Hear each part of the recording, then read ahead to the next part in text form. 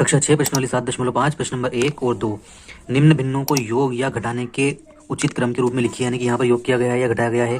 यहाँ पर भिन्न है 1 2 3 4 5, यानी कि 5 भाग में से 1 भाग काला है और 1 2 3 4 5 5 भाग में से 2 भाग काले हैं। अगर इन दोनों भाग भिन्नों को हम जोड़ते हैं तो यहाँ पर 1 भाग, ये 2 भाग, कुल मिला के 3 भाग हो गए। तो 5 भाग में से यहाँ पर 3 भाग हो गए हैं, यानी कि ये यहाँ पे क्या हो रहा है, यहाँ पे हो रहा है जोड़।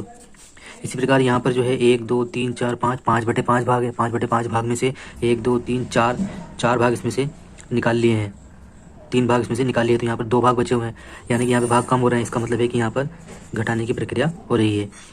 यहाँ पर 1 2 3 4 5 5 भाग, 6 भाग में से 2 भाग जो हैं वो काले वाले हैं। इसका मतलब है कि ये भिन्न है 2/6।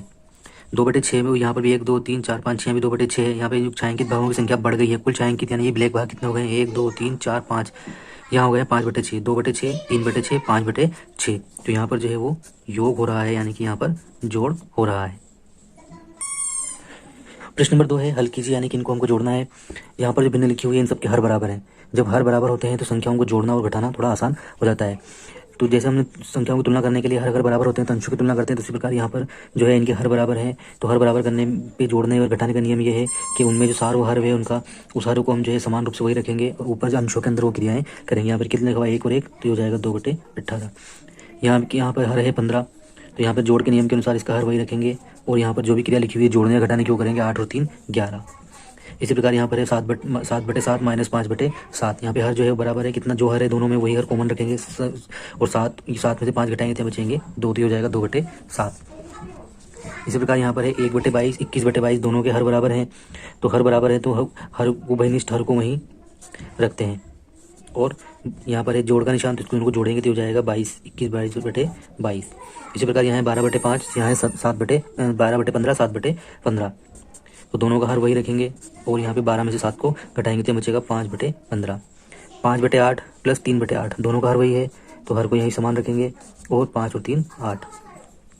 यहाँ 1 माइनस 2/3 है भी कह रहा है कि 1 को जो लिखना है 3/3, यानी कि 1 को हम 3/3 मान सकते हैं। तो यहाँ पर 1 को हम लिखेंगे 3/3, तो यह हो गया 3/3 माइनस 2/3, तो यह हो जाएगा, ये हर बराबर रखेंगे 3 और 3 माइनस 2 हो जाएगा 1/3। इसी प्रकार 1/4 प्लस 0/4, हर बराबर है तो हर को उभयनिष्ठ हर को वहीं रखेंगे और 1 और 0 को जोड़ेंगे तो आएगा 1। इसी प्रकार यहाँ है 3 माइनस 12/5, ऊपर वाले सवाल में 1 बराबर जो है 3/3 दिया हुआ था, तो उसी प्रकार जो है यहाँ पर है 3/3। 1 का मतलब 3/3 है, यानी कि इसको 3 को हम यहाँ पर 3 बार होगा। हमने यहाँ क्या संख्या है, यहाँ इधर वाली संख्या जो है ये आपके 5/5, यहाँ इस 12 में कितने हैं 5/5, तो यहाँ पर जो है 1 बराबर हम रखेंगे 5/5, तो ऐसा ये 3 बार होगा 5/5 5/5 5/5, तो हो जाएगा 15 15/5, यानी कि 5 3 15 और 5 एकम 5, ये 3 बार इसलिए आया है। तो यहाँ है ये, इसका मतलब है कि यहाँ है 15/5, तो हर इसका वही रखेंगे और 12 में से 3 घटाएंगे, 12 में से 15 में से 12 जाएंगे तो बचेंगे 3, तो हो जाएगा 3/5।